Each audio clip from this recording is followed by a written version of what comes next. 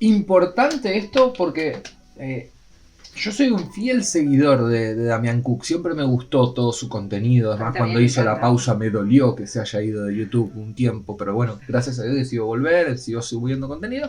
Y nosotros, más allá de conocer bastante ya el caso Canserbero, porque llevamos bastante tiempo reaccionando a su música y todo lo que va alrededor, me interesa mucho saber su punto de vista. O sea, no entiendo que y también la manera en que lo cuenta. Debe haber investigado bastante, entonces está buenísimo a ver si sabíamos todo o si hay algo que se nos escapa. Sí, exactamente. Así que vamos a ver este pedazo de video que seguro nos tiene preparado el señor Damián Cook.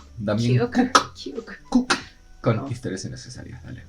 Como a tantos otros artistas, la muerte sorprendió a Canserbero siendo muy joven y exitoso. Su carrera en el rap se había disparado y en los últimos días de su vida había tenido giras y presentaciones internacionales. Su presencia era cada vez más fuerte en el mundo de la música y específicamente en la escena del rap venezolano, ya estaba consagrado como un auténtico fenómeno cultural.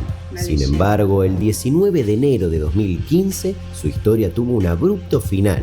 Este hecho daría inicio a un misterio mucho más grande, cuya respuesta permanecería oculta durante 8 años. Muchas personas conocen a Canserbero por muerte, pero nada, yo estoy dispuesto a demostrar que hay Canserbero incluso después de la muerte.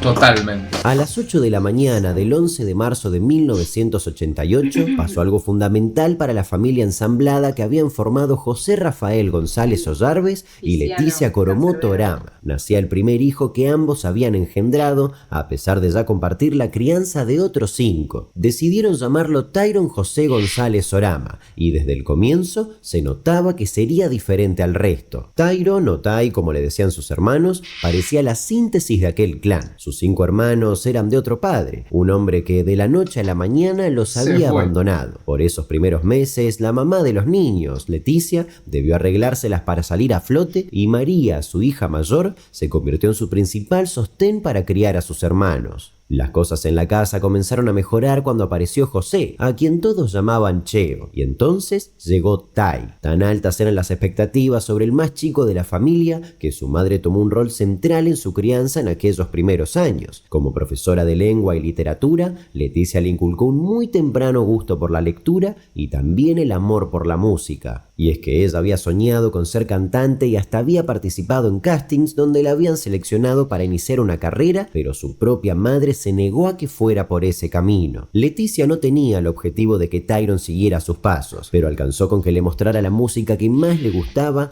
para que él poco a poco fuera mostrando sus dotes. A los 4 años ya leía de corrido y había memorizado las letras de muchas canciones populares de la Venezuela de los recién iniciados años 90. Las palabras comenzaban a ser algo distintivo en un Tyron que se aburría rápidamente en el jardín de infantes. Lo adelantaron varios años y él siempre parecía estar en otro nivel. A los padres, de hecho, le sugirieron que podía tener altas capacidades intelectuales, y esto se potenciaba con su gusto irrefrenable por la lectura. Y es que antes de cumplir los 9 años era un niño que leía todo lo que caía en sus manos, y solía conocer datos del mundo que parecían muy lejanos para alguien tan pequeño. A medida que crecía, el ambiente en el Junquito, ubicado en el municipio Libertador del distrito capital de Venezuela, se fue tornando más y más complejo. Las bandas de delincuentes comenzaban a dominar la zona y los padres de Tyron temían que creciera en un ambiente cruel. Y fue así como decidieron mudarse a Aragua, donde compraron una casa utilizando dinero que José obtuvo por el pago de una indemnización cuando quebró la empresa de bombas hidráulicas en la que trabajaba. Sin embargo, rápidamente los problemas financieros comenzaron a poner contra las cuerdas a la familia. Por su edad y por una vieja lesión que le impedía hacer esfuerzos, José no podía conseguir un nuevo empleo, por lo que decidió empezar a vender helados por las calles con un carrito. Pero en 1997, cuando Tyron tenía 9 años, los verdaderos problemas tocaron a la puerta de la familia. El 19 de diciembre de ese año,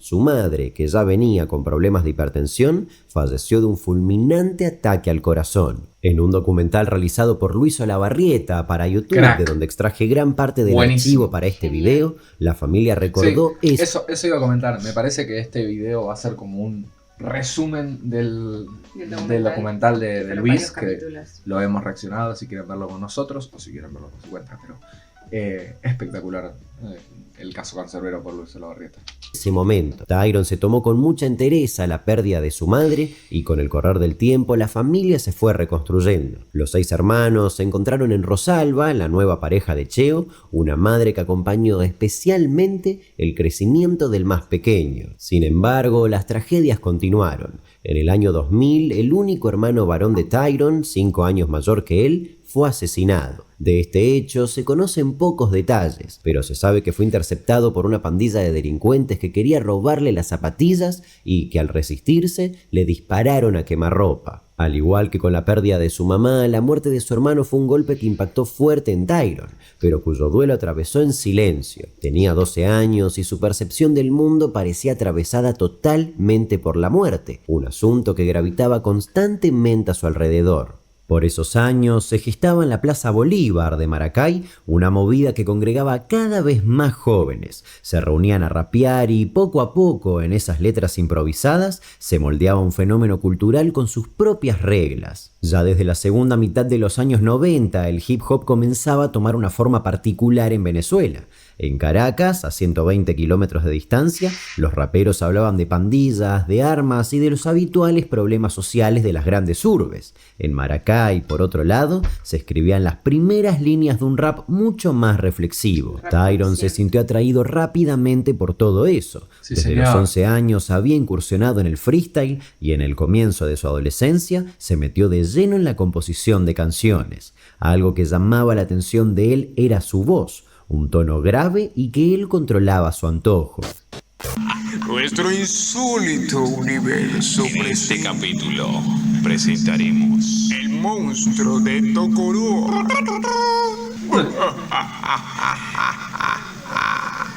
Sus primeros pasos en la música fueron dentro del grupo Códigos de Barrio, que compartió con amigos de la incipiente escena rapera. Todo era muy artesanal, grababan utilizando pistas gratuitas disponibles en internet y con letras escritas por ellos mismos.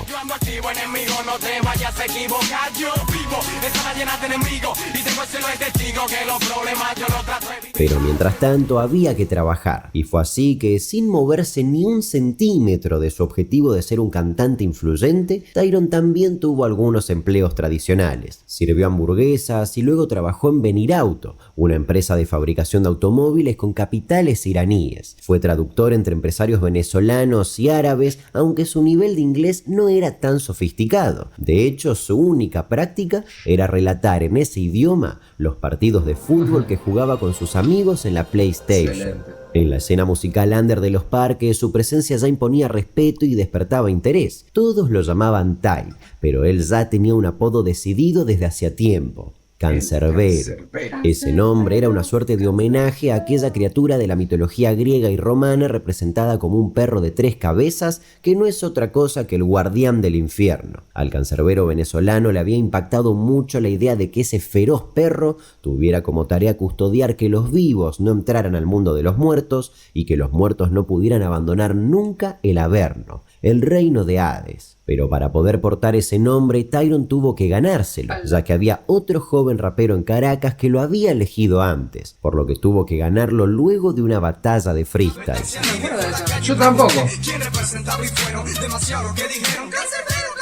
El nombre terminó siendo el último sello que le faltaba a Ty para moldear aquella identidad que tendría a partir de ese momento sobre el escenario. Siempre dijo que Cancerbero era un personaje y solía mencionarlo en tercera persona, pero sus amigos aseguran que él nunca olvidó quién era realmente. Aquellos que conocieron a Tyron mucho antes de que las cosas oscurecieran aseguraban que la meteórica fama nunca llegó a obnubilarlo, pero sí a inquietarlo. En sus letras, especialmente en sus 2 discos, no por nada llamados Vida y Muerte, se bocetaban aquellas cuestiones que desde hacía años le obsesionaban, pero la fama fue algo muy diferente, un laberinto que ni él mismo pudo terminar de descifrar. A medida que Cancerbero fue transitando su fugaz pero intensa carrera en el rap, cada una de sus palabras comenzaron a sonar en una caja de resonancia cada vez mayor. Pienso con peso en el verso, esfuerzo mi sexo, pienso del comienzo, por eso progreso en exceso. Con paso yo avanzo, con mi mazo desplazo tantos payasos que me ponen encima el brazo, de paso son falsos. En su estilo confluían no solo el hip hop, sino también elementos del hard rock.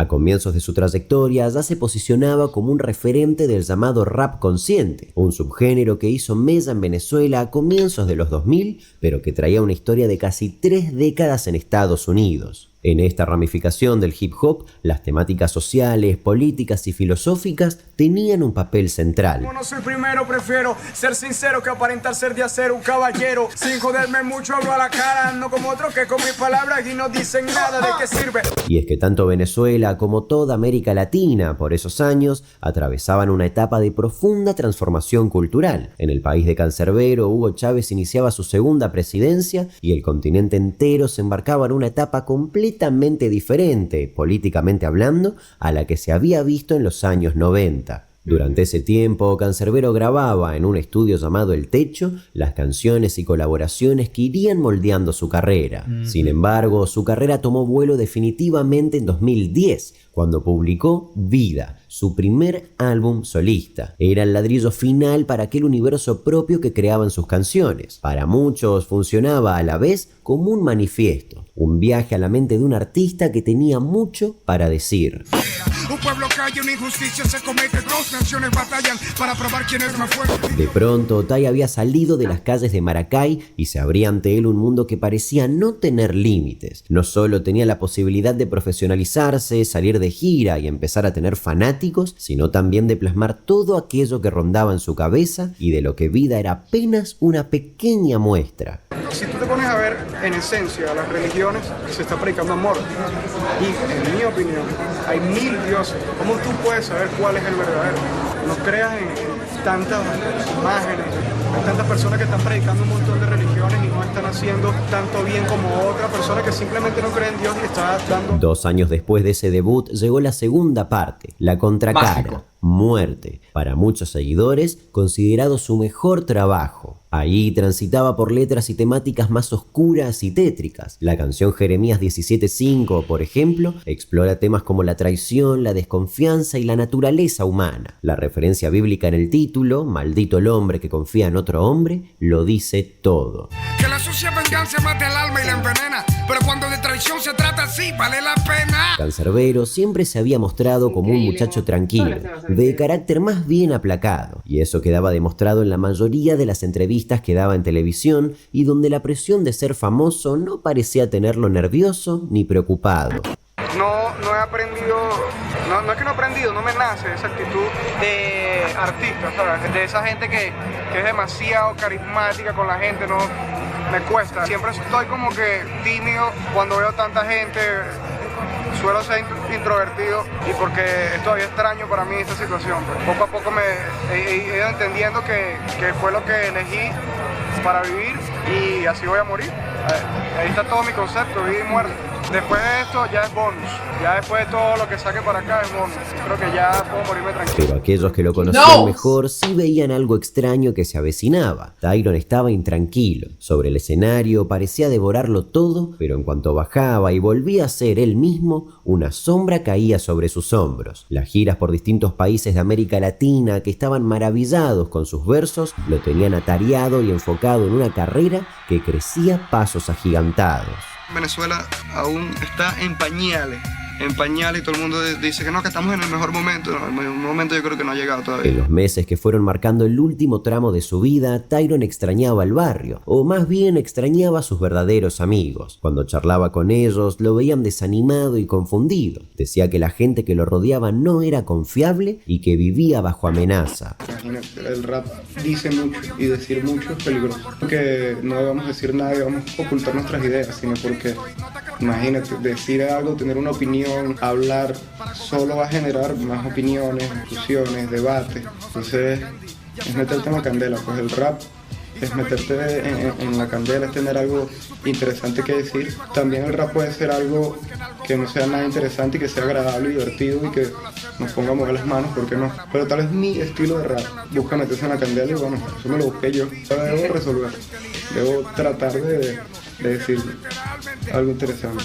Espero yo más bien ser digno para la vida, pero tratar de hacer lo mejor que pueda con este tiempo que tengo. Y ya, tal vez no espero nada de la vida, sino espero yo ser digno de haber vivido. Sus amigos no sabían en qué punto exacto se trazaba el límite entre lo real y la paranoia, pero nunca notaron en él algo que les hiciera preocuparse por su salud mental. Tyron era estable y coherente, pero tenía un miedo innegable. Partes de la violencia, porque creo que es tiempo de poner un parado, de decir que estamos en contra de la violencia, ya basta. Todo el que tenga dos dedos de frente y un poco de sensibilidad comprenderá que es una causa noble, por lo menos decir que estamos en contra de esto, soñar con que por lo menos por un día, fíjese que poco, ¿no? Por un día no va a morir alguien de manera violenta, no sé. A algunos les llegó a decir que lo estaban vigilando por sus opiniones, que algo a nivel político se estaba cocinando o que se encontraba en la mira de gente poderosa. Había hecho comentarios críticos sobre el chavismo y también sobre el recientemente asumido en ese entonces Nicolás Maduro. Además, tampoco confiaba en su círculo más cercano, ese que ahora lo asesoraba y acompañaba en sus giras. ¿Cómo te sientes aquí en República Dominicana? Oh, muy chévere, muy grata la recepción, de verdad, muchos fanáticos, mucha gente que nos apoya. ¿Tú sabías que hay un artista urbano que se llama Énfasis que te hizo ustedes en Venezuela dicen le lanzan, te hizo una tiradera en la que él dice que tú eres satánico? ¿Qué tú tienes que decir sobre eso? No conozco Énfasis. Un saludo a Julio Herrera y a todo el mundo del programa Julio en la Calle, de parte de Cancerbero de RD. Paz. Es cierto que a los poderosos les gusta más el reggaetón. ¿Por qué a los poderosos les gusta más el reggaetón? Porque los molesta menos. Aunque admitan lo contrario, porque para ellos es más fácil tener a la gente bailando y distraído. Me gusta meter el dedo en la llaga, me gusta decir lo que la gente no se atreve a decir, me gusta tocar esos temas que molestan a los poderosos, que esos temas casi nunca son bailados. En diciembre de 2014, Cancerbero viajó a Argentina para brindar el que pasaría a ser su último recital. En el marco de esa gira, brindó una entrevista. Un hobby, empezamos grabando en casa de un amigo y subimos los temas a las redes sociales. La gente empezó a compartirlo, nos empezaron a invitar a pequeños eventos locales, a barcitos. Empezamos a reunir más seguidores y bueno, dejamos de pedir para cantar. Me cuesta mucho cuando voy a los medios de comunicación y me piden un tema que se pueda oír en los medios, ¿no? Porque sinceramente cuando lo escribí no concebí que iba a estar en los medios. Y 2 días después, el show.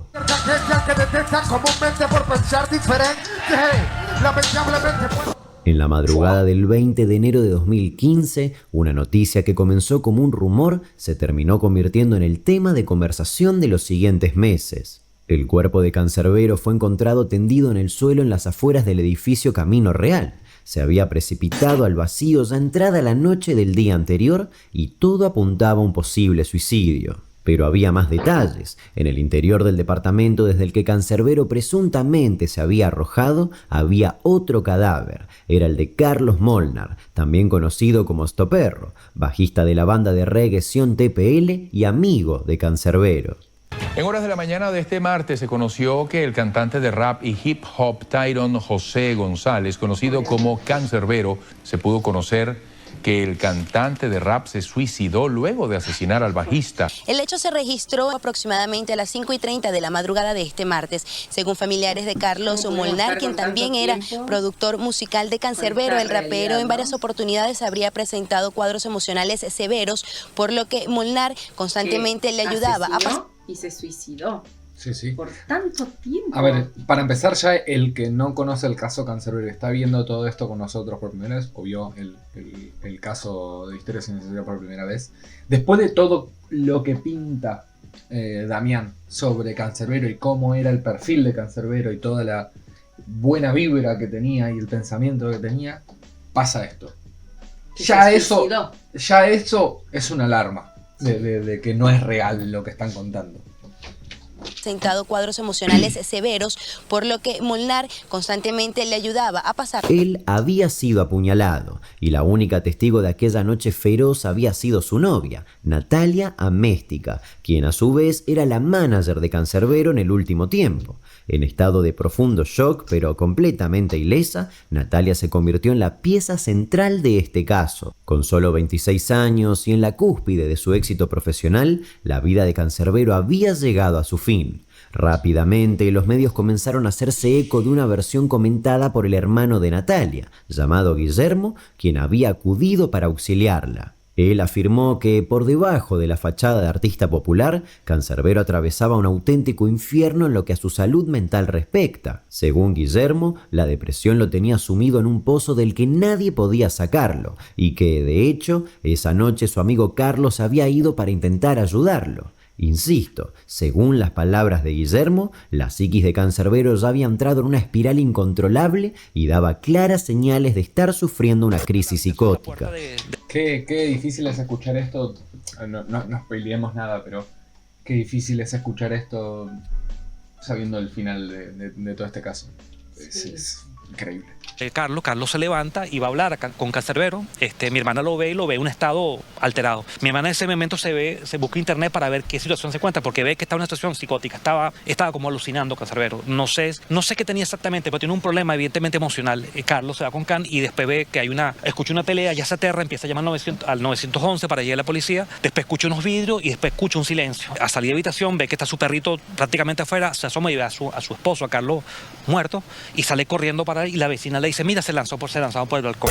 Siguiendo este relato, Natalia había intentado ponerse a salvo cuando todo se salió de control y ahí fue cuando Cancerbero atacó a Carlos con un cuchillo de cocina. Según los hermanos Améstica, el cantante arremetió contra su amigo, apuñalándolo no menos de 10 veces, y al darse cuenta de lo que había hecho, se arrojó por la ventana. Sin embargo, aún quedaba mucho más por descubrir de aquella noche fatal, solo que deberían pasar muchos años hasta que alguien se decidiera a poner todas las piezas en su lugar. Mientras tanto, la familia de Tyrone observaba cómo la imagen del joven rapero era puesta en duda. Nunca nadie había detectado en él señales claras de depresión, ni mucho menos de algo que pudiera desembocar en un ataque psicótico. La idea de Tyrone matando a un amigo y luego arrojándose al vacío no cuadraba para nadie. A pesar de todo, el caso rápidamente pareció cerrarse en torno al homicidio seguido de suicidio. Uno de los primeros en empezar a observar más de cerca las pruebas fue Tarek William Saab, defensor del pueblo de Venezuela, que en 2015 había participado en las primeras diligencias tras la muerte del cantante. Un dato que lo inquietaba era que en la ventana por la que supuestamente había saltado Cancerbero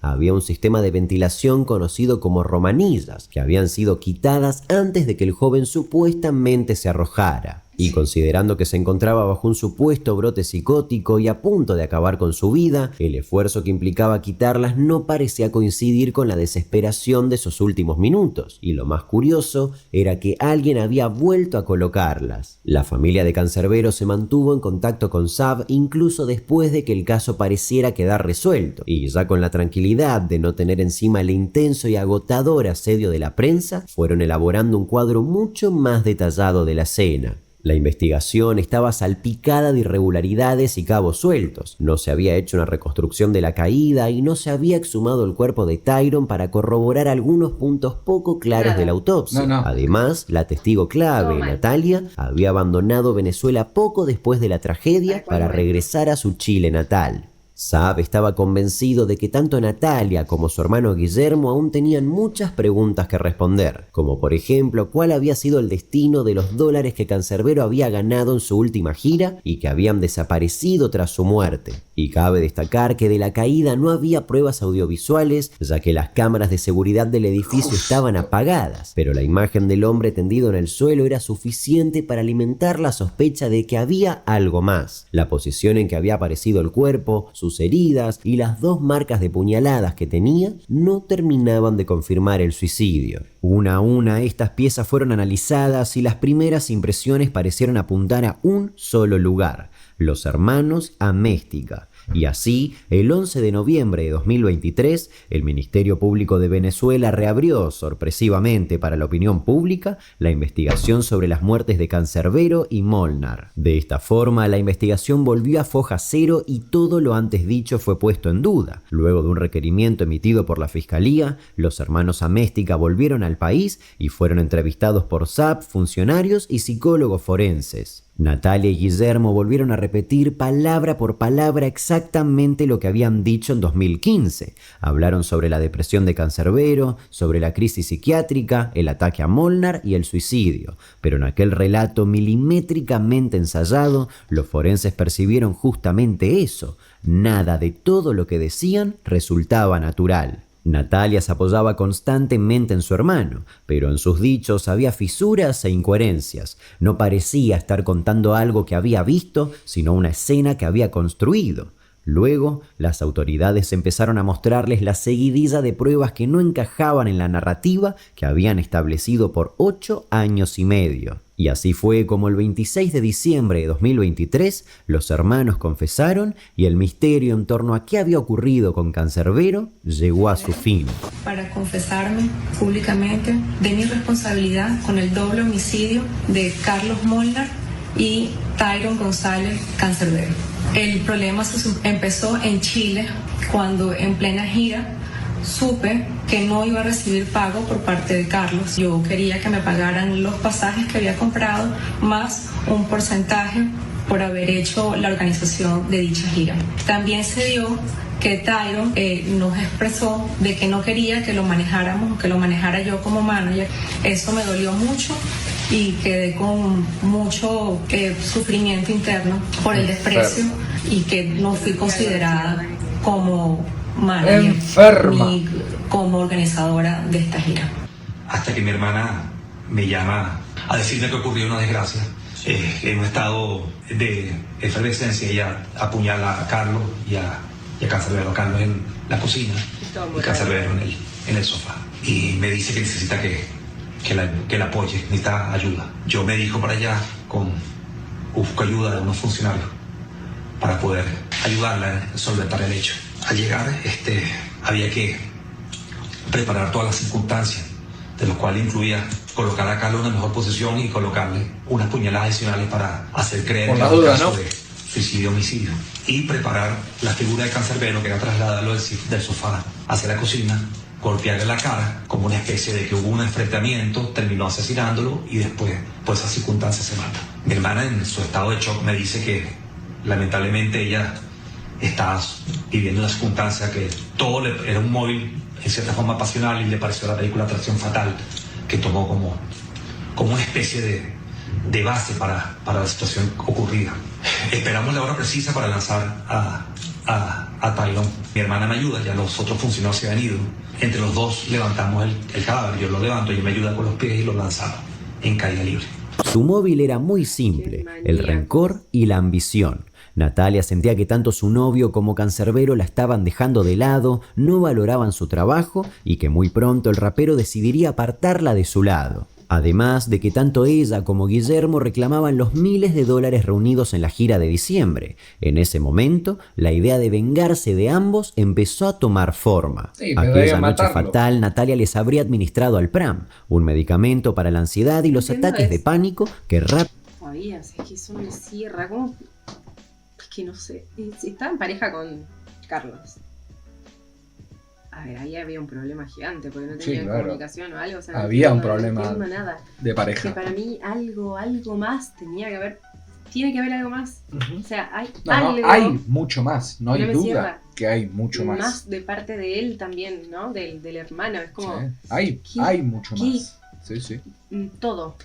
Rápidamente comenzó a adormecerlos. De hecho, Cancerbero se echó a descansar en el sillón mientras Molnar iba a la cocina, ya con los reflejos muy disminuidos por la droga. En ese momento, Natalia estaba picando unas verduras y en cuanto lo vio acercarse tambaleándose, tomó un cuchillo y lo apuñaló en la yugular. Carlos murió a los pocos minutos, pero Cancerbero, aunque somnoliento, lo había visto todo. Natalia fue hasta él y le dio 2 puñaladas en el costado del torso. Nerviosa y casi fuera de sí, pero totalmente consciente de lo que había hecho, Natalia llamó a su hermano y le pidió que la ayudara. Según los hermanos Améstica, Guillermo llegó al departamento acompañado por 3 funcionarios del Servicio Bolivariano de Inteligencia Nacional, quienes le explicaron qué debían hacer para hacer pasar la escena por un homicidio seguido de suicidio. Según sus propias palabras, los hermanos apuñalaron varias veces más a Carlos para que pareciera un ataque de ira de Cancerbero. Luego arrojaron a este último ellos mismos por la ventana. De esa forma se fue construyendo la teoría del suicidio, avalada en un comienzo por la investigación oficial. Busco a 3 personas que conocía, funcionarios, los llamo y cuadramos para vernos en el apartamento de mi hermana justamente a las 12. Estas 3 personas fueron especialmente para asesorarnos en qué es lo que podíamos hacer y con el procedimiento. Inmediatamente se procedieron a formar la escena del homicidio-suicidio. Lo que aún no quedó del todo aclarado fue cómo consiguió Guillermo tener el apoyo de aquellos agentes que lo ayudaron a encubrir el doble crimen. A pesar de eso, el destino ya estaba sellado para los hermanos Améstica. En febrero de 2024, tras someterse a un juicio breve y express debido a su confesión, Natalia y Guillermo fueron condenados a 25 años de prisión cada uno. Fueron acusados de los delitos de homicidio calificado con alevosía y por motivo fútil en grado de coautoría, obstrucción a la administración de justicia, simulación de hecho punible, falsa atestación ante funcionario público y asociación para delinquir. En un principio se esperaba la condena máxima, 30 años, pero la rebaja fue una suerte de beneficio ante la confesión de los hermanos que permitió por fin ponerle un cierre al misterio. Sin embargo, el caso siguió su curso porque aún quedaba por determinar el rol de los agentes que modificaron la escena. Cancerbero fue un estudiante sobresaliente y bastante genial todo lo que llevó a cabo. Se acaba de limpiar su nombre y ya no es el loco que todos creían. Y finalmente, el 18 de diciembre de 2024... un padre tenga que vivir esto, que tenga que aclarar que su hijo no era un loco. Totalmente. Y que era todo lo contrario, que era un prodigio. Prodigio total, esa es la palabra. Se sumaron 5 condenados más: Gilbert Cruz, Edgar Trillo, Teresa Pinto, Solangela Mendoza y Marcos Pratolongo. Recibieron entre 15 y 20 años de prisión por delitos como obstrucción a la justicia, asociación para delinquir y homicidio en grado de complicidad. La muerte de Cancerbero estuvo lejos de terminar con su legado. Por el contrario, el rapero que en vida encarnó un enorme fenómeno social, hoy es un artista de culto. Estos 10 años solo hicieron crecer cada vez más su figura, que sigue pisando fuerte en internet a través de sus letras que, profundas y descarnadas, hablaban de sus convicciones y sus miedos. Excelente. Excelente. Excelente. Es que el caso de Canes es algo que a nosotros nos tocó muchísimo desde el momento en que empezamos a escuchar su música, todo, cuando empezamos a descubrir a mí, sí, o sea, no todo. Fue la cabeza que tenía el rap, ¿no? Porque no teníamos ni idea de rap y él nos hizo como decir, che, el rap está bueno, o sea, mirá lo que estamos viendo, lo que estamos escuchando. Es increíble lo que hizo Cancerbero por nosotros, lo que nos enseñó en cada una de sus canciones, porque en cada canción que escuchamos nos enseña algo, nos da un valor. Hace ver con la mente. Es increíble. Me encanta. Así que el que no conocía Cancerbero y lo está descubriendo con nosotros, bienvenido, porque se te abre un mundo increíble que esperamos que sigas escuchando muchísimo, que escuches todos sus discos, todas sus canciones, no hay canción mala de Cancerbero. Todo te enseña algo, Cancerbero siempre te deja una enseñanza, así que sí. Y los que nos siguen, gracias por estar acá con nosotros. Y esperamos seguir con mucho más de Cancerbero, tenemos mucho más y... Gracias por comentar en las publicaciones que estoy haciendo.